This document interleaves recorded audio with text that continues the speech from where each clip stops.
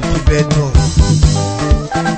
son excellence Vicky Mosso Kabeya Wamulunda, honorable Musa Kalema Siangolo Zako, Maître Matadi Wamba Amour Spray.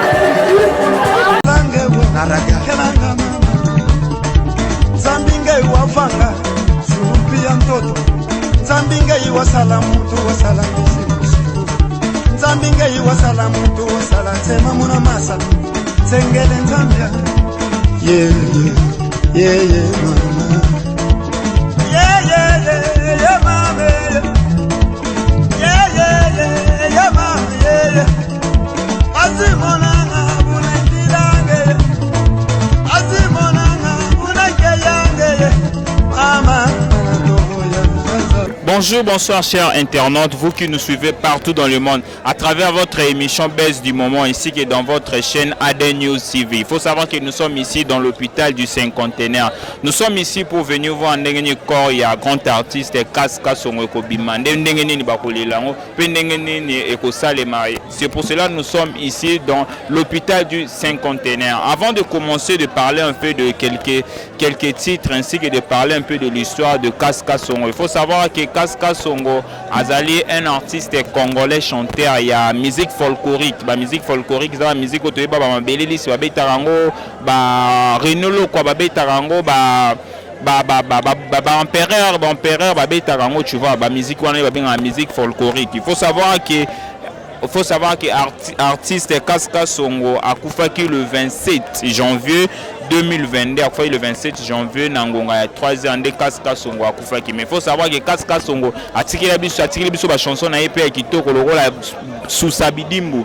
Sous Sabidimbu, ça va chanson au Kaska Songo a tiré la biso. Et maintenant nous sommes ici dans l'hôpital Cinquantenaire. Binomo Borota, la Boromona, image d'engeni ba maman bandeko, au balingai Kaska Songo bazole la surtout batu mingi ba c'est pas la musique na e. Bato bazaka ka ezaka teke bato e baza tribu moko na Kaska Songo. Ezaka bato balingai Kaska Songo musane kitoko asala ki.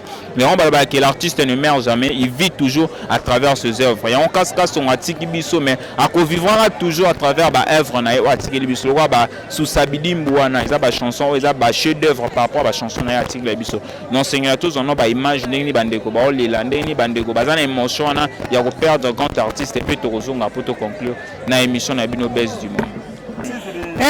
Jean Goyim asungi biso makasi Jonathan Watape asungi biso tolie bien tovandaki bien bango nyonso basungai biso na ndeki mbuta mwasi na ye asungi biso bana oyo na biso biloko me na eloko basalaki biso lobi babengani biso lokola bambwa babengani biso na municipal babengani biso balobi ke bolongwawa bolele bembo wate batapasi babengani bino cause babengani le bino ezalaki alobi toboyi bino bolele bemaka songo awa te aza mokonzi te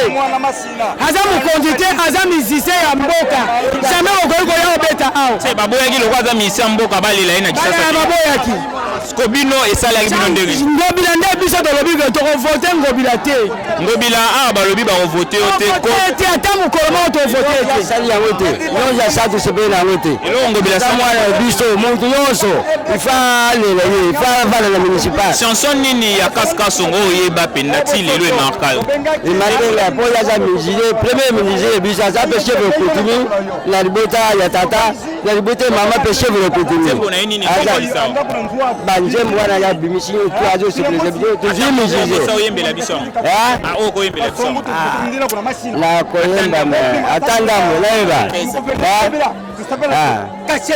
malo njo nayebisa yo ezali boye elombo ekwemeye mwana kwangu yuludile mama akungwanyile ngowe akunefezile kahemba mama Merci papa, merci papa. Maman, pas Sinine Bozana pour Babi gouverneur Gentini Ngobila pour voter était pour nous. Non, premièrement, je vais me présenter. Oui. Je suis la reine Kiamvukenzadi dans la territoire de Popo Kabaka, dans la secteur de Lufuna, je suis congolaise. Je dis comme ça, d'abord, premièrement, avant d'annoncer la deuil de Gassongo, nous, comme chef coutumier, nous sommes très négligés. Vous êtes négligés par rapport au Congo, ici, nous n'avons pas une place vatican que le chef coutumier va siéger. Et deuxièmement, nous n'avons pas cette autorité-là. Mais dans les pays autres étrangers, les chefs coutumiers sont modérés. Même nous prenons même en pied, nous manquons même les moyens, les occasions, les moyens de transport, quoi tout dire. Mais il n'était pas justement chef coutumier, il était aussi chanteur. Non, pourquoi pas? Bon, en dehors de ça, nous sommes venus pour notre enfant qui a décédé. Kassongo, il est Yaka, il est congolais de chez nous. Il a donné une valeur là. Bon, nous voulons qu'avec cette valeur-là, il a habillé comme nous, chef coutumier. Il est de notre. Nous voulons que cette coutume-là soit valorisée. C'est ce que nous voulons faire. Gentil Ngobila nous a déçus. Il vous a déçu à rapport de quoi? Pourquoi aussi? Toute chose n'est pas un bon et du forme. Mais ça pourrait être mieux de nous expliquer. Il vous a déçu à propos de quoi? L'explication, c'est elle-même. Si quand même nous partons chez eux là-bas, ils ne veulent pas même nous recevoir. Ils nous cherchent comme les petits enfants. Or, c'est nous qui étions les chefs de cette terre. Mais les gens comme les députés, les ministres, nous dessus. Hein? C'est nos enfants qui sont venus de nos sangs. Mais si nous partons là-bas, ils ne veulent pas nous recevoir. Peut-être parce que votre façon de venir demander peut-être l'argent n'est pas bonne. Il faut savoir aussi dans le deuil des défunts, on a mangé l'argent. C'est pour cela que le gouvernement n'a pas aussi vraiment confiance en vous. Non, nous étions oubliés. On ne nous a reçus pas. On ne nous accueille pas. Comment le pays va développer? Le pays ne développe pas, puisque le Congo est foutu. D'abord dans des pays étrangers, on reçoit d'abord le chef coutumier qui est le chef de terre. Si le chef de terre prend même le noix de cola avec le vin, jette, même les guerres de Est doit finir. Maintenant, il y a des Koulouna, il y a de tout qu'on sort, il y a les guerres, ça ne finit pas. Il y a des soldats, mais les guerres ne finissent pas. Puisque vous ne consultez pas le chef coutumier.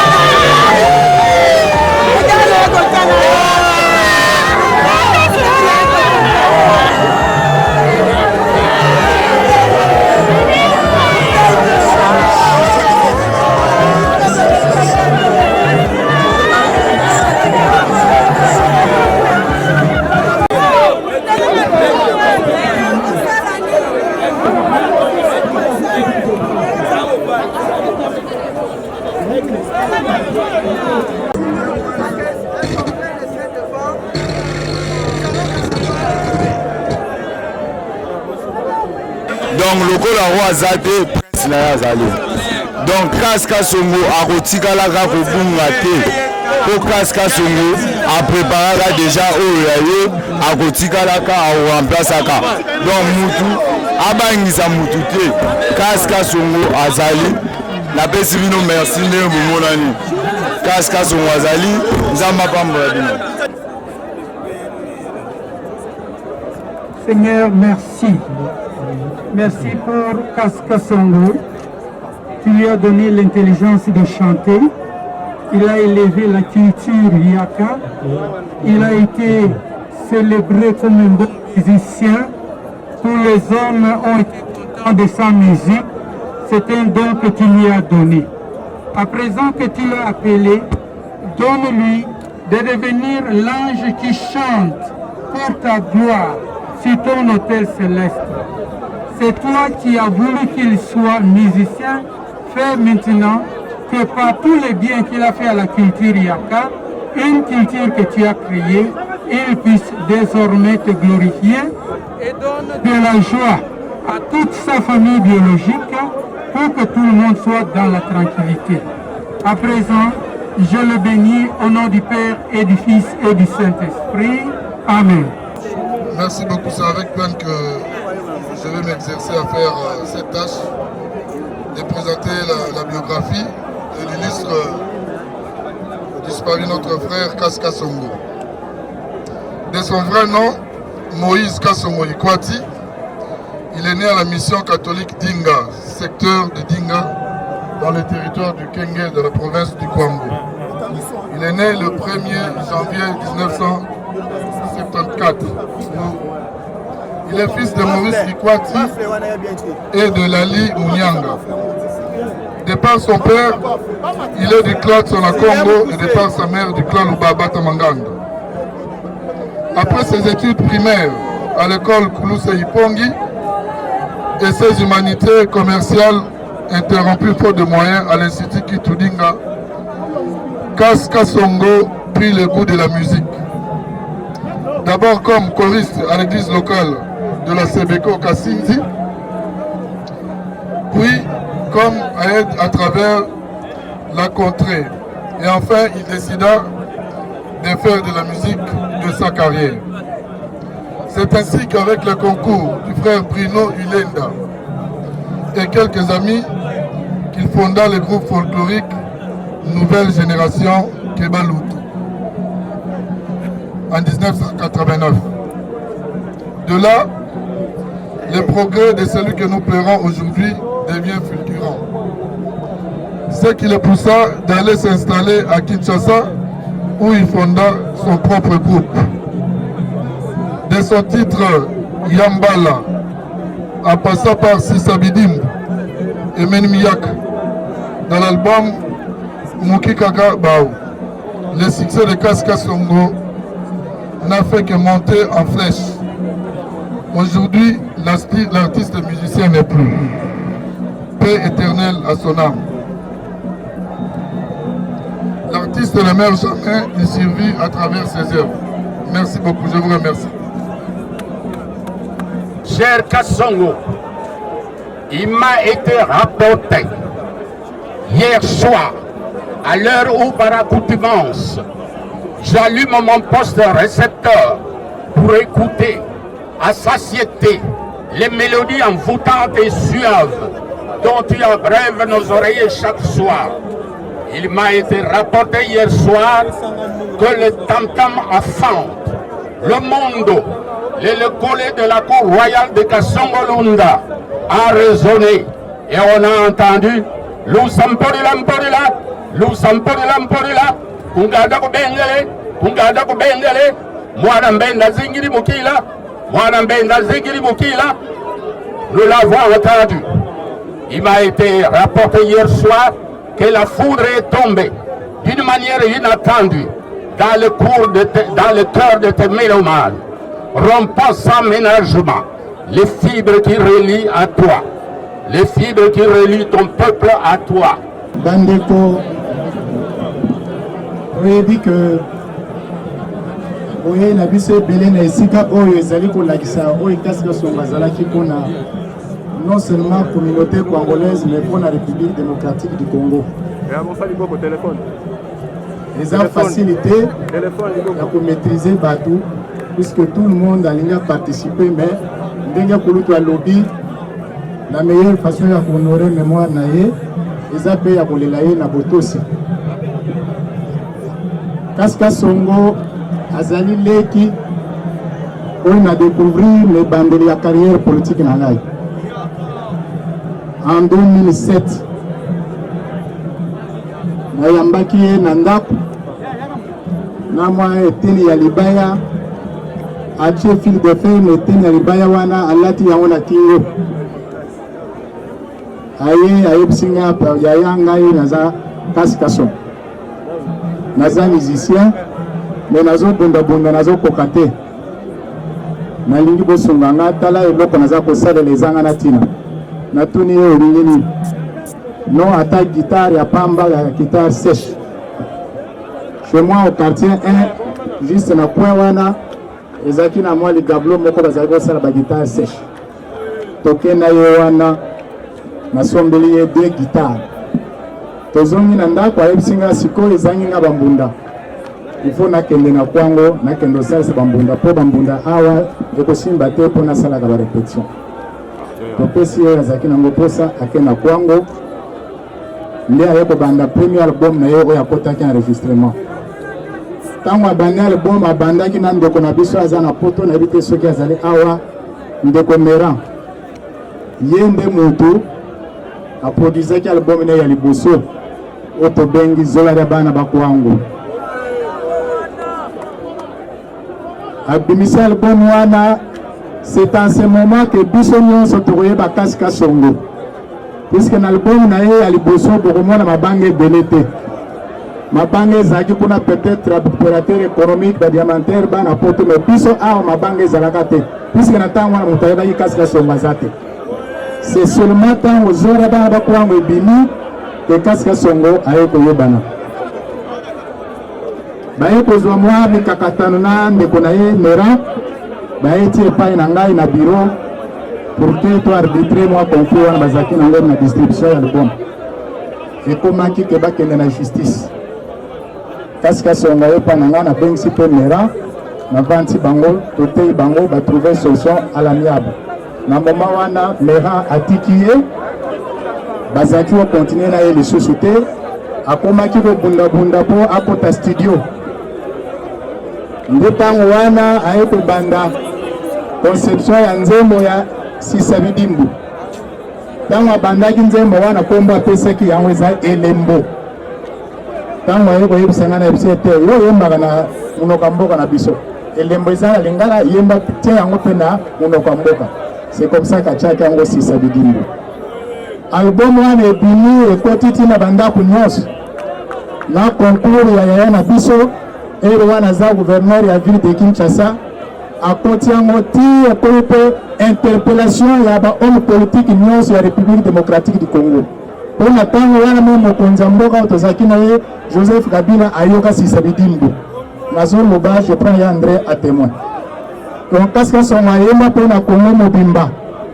Et depuis ce temps-là banzembo ya Kaska Songo zaki su ya ba Congolais te. Et pour na banzembo ya Congo mobimba.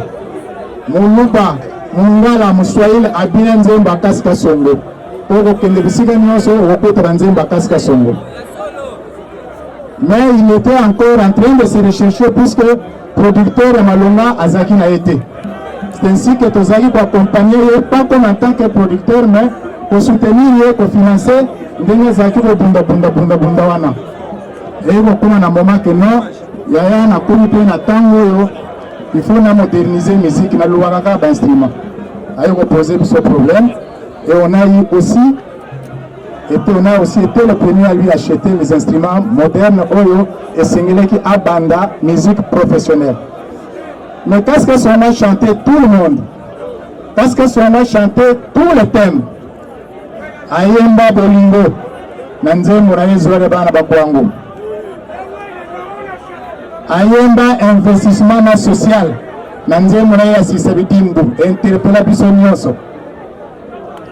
Ayemba bomoko unité na nzembo na ye oyo biso bayaka toza ebele ntango azoyemba nzembo wana azomona bayaka na lolenge oyo bayebeli biso na Kinshasa ozala mobunda ozala moyandi ozala mosuku ozala molungani ozala nani oyo nyonso babengi mwana bandundu ndenge bazala kobenga biso mpe na kala na Kinshasa bazala kobenga biso bayaka. Donc Kasongo a interpellé toute la communauté ndundoise à comprendre que Toza, Mutumoko et tous on a été identifiés dans cette ville de Kinshasa comme Bayaka. Et avec ça, il a valorisé Otobengi Bayaka. Il y a grand bandundu mobimba. Puisque la nzembo wana azoyemba ba tribu nyonso tokoko kutana ngona bandundu mobimba. Kasi Kasongo azalaki pe moto azalaki koloba polele. Ata opesi yembo soka lingi pa yebiso vérité akokwata yo akoyebisa yo. Ezalaki pe de créer souvent d'incompréhension na bakulutu mosusu na bandeko mosusu na bacamarade mosusu. Puisque azalaki mpenza na réserve te ye akoyebisa yo oyo ebimaki ye na motema. Lelo yo azali te regret na ye ya liboso akufi na yango nazozwa groupe na ye bamanager na ye a témoin. Regret na ye akufi na yango parce que on n'a pas réussi à exporter la culture Diaka au niveau étranger. C'était son rêve. Abima na mboka oyo po akendeko vendre culture na biso na mboka bapaya. Abandaki démarche wana. Mukolomoko, Dieu merci, l'histoire se répète. Tozana madiri mutazoko modéré séance à l'élo. Il faut voyager puisque Azul Motomoko balobi to sala ba formalité awa ya ko yamba yo kuna to bunda to sala ho nyos to kokaki de sala mais to yaki de suka na niveau ba visa azwaki ba visa te. Et c'était un grand regret pour Kaska Songo puisque son souci était d'exporter la culture Yaka. Ni to koki ko retenir na disparition na lelo. C'est un grand vide. C'est un grand vide, un homme perdu de talent. Il concevait comme s'il était en train de parler. Takandeng azolo bawana pe azoye mambala moko pe lolo kuni nzembo.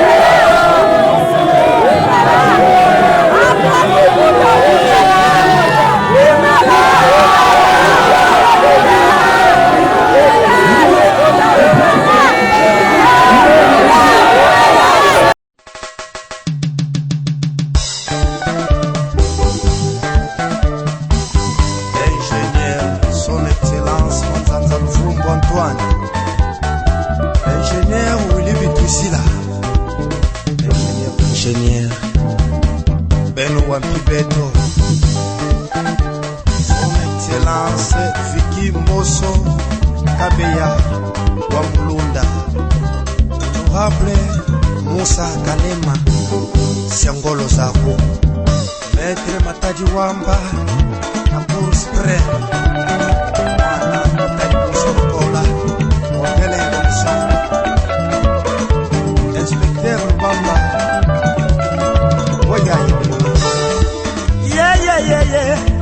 yenga mama amamele pambimona nzambi yaya kelange mani monange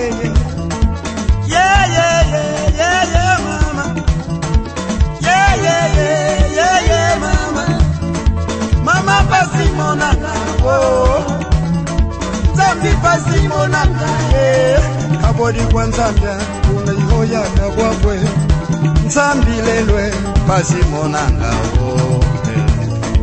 pasi monanga nzambi pasi monanga nzambi leye kabodi kunzambi mbutu batsimbi kwele kelanga nzambi apungwe kelanga nzambi apungu tulengwe kelanga geyiwa futa ubombo nzambi kirekero Kelangewo naraga kelanga mama Zambinge wafanga supia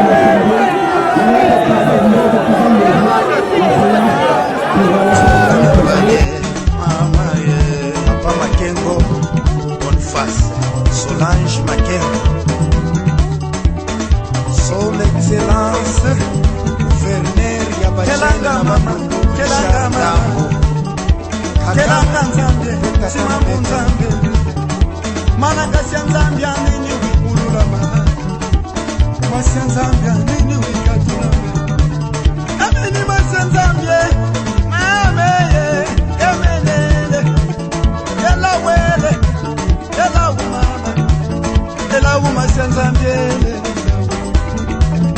amini masia nzambe elawu mama pasimonanga mon colonel Elvis Kachango Okonja Chango Président Lengose na Mataki ayaya yakala kumbi yalikimina ulu ayaya yakala kumbi yalikimina ulu ayaya yakala kumbi yeye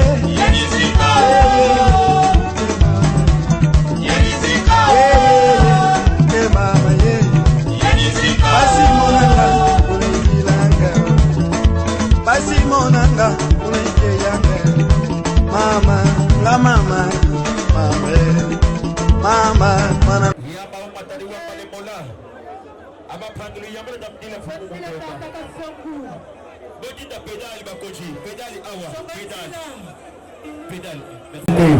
on a pédale tous les la passe. OK. Côté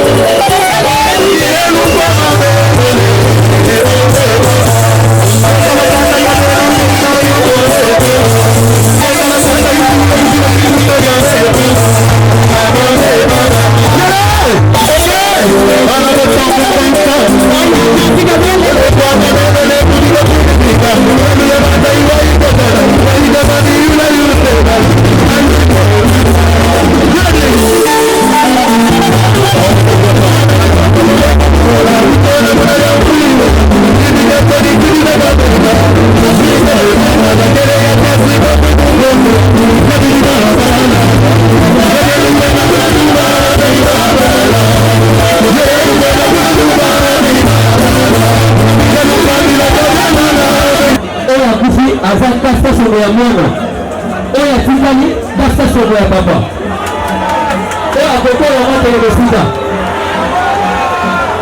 yango kolandela biso na mosedi mpenza bomoyeba ye akosala kaka ya moke koma konfirme keno papa azali. Okay.